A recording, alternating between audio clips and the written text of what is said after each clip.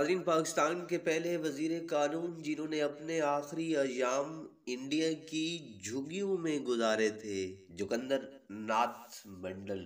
पाकिस्तान के पहले वज़ीर क़ानून जिन्हें पाकिस्तान में गद्दार और इंडिया में सियासी अछूत समझा गया था। बानी पाकिस्तान मोहम्मद अली जिन्ना ने पाकिस्तान की कानून साज असम्बली के पहले इजलास की सदारत की दावत उन्हें दी थी और वो पाकिस्तान के पहले वज़ीर क़ानून भी थे।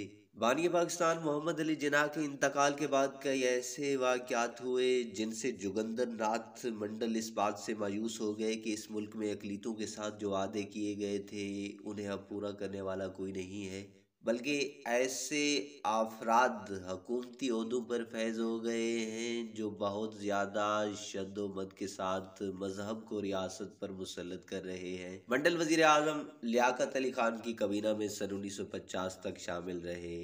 उन्होंने उस दौरान मशरकी पाकिस्तान में दलितों पर होने वाले मुजालिम की वज़ीर आज़म से कई बार शिकायत की। फिर उन्होंने अक्टूबर 1950 में इस्तीफ़ा दिया, जिसमें उन्होंने अक़लीतों के मुस्तकबिल के बारे में अपनी मायूसी का इजहार करते हुए उन असबाब का जिक्र किया था। जोगिंदर नाथ मंडल का इस्तीफ़ा नई पाकिस्तानी सियासत के लिए एक बहुत बड़ा सियासी स्कैंडल बन गया था। उन्होंने पाकिस्तान में जिन्ना पर भरोसा करते हुए दलितों के बेहतर मुस्तकबिल की उम्मीद पर इंडिया में अपना जो कुछ भी था सब कुछ छोड़ दिया था, लेकिन जिन्ना के बाद उसी पाकिस्तान में उन्हें सियासी अछूत बना दिया गया था। मंडल मुस्तफ़ी होकर सन 1950 में इंडिया की रियासत बंगाल मुंतकिल हो गए, तो वहां उन्हें अपनी जात के लोगों में भी शक की निगाह से देखा जाने लगा था, क्योंकि वो पाकिस्तान से होकर आए थे। अगरचा पाकिस्तान जाने से पहले वो इंडिया में दलितों के सबसे बड़े रहनुमा डॉक्टर अंबेडकर के साथ ही रहे, लेकिन अब मंडल का साथ देने वाला कोई नहीं था।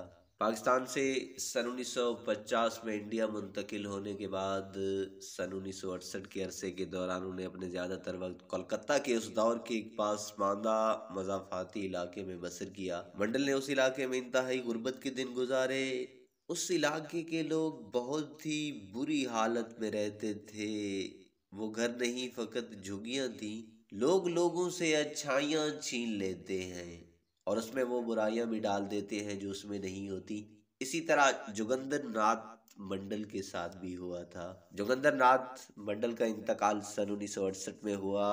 बज़ाहिर उन्हें उस वक्त दिल का दौरा पड़ा था जब वो एक कश्ती में सवार दरिया अबूर कर रहे थे। उस वक्त सिवाय मलाह के और कोई गवाह न था। उनकी लाश का पोस्टमार्टम भी नहीं हुआ था। ये बात उनके बेटे जगदीश चंद्र मंडल ने अपनी तसनीफ में बयान की। उनके बेटे ने कई बरस बाद अपने वालिद की तहरीरों पर मुश्तमिल 7 जिल्दें शाया की थी। नाज़रीन, इस कहानी के बारे में एक कमेंट ज़रूर दीजिएगा।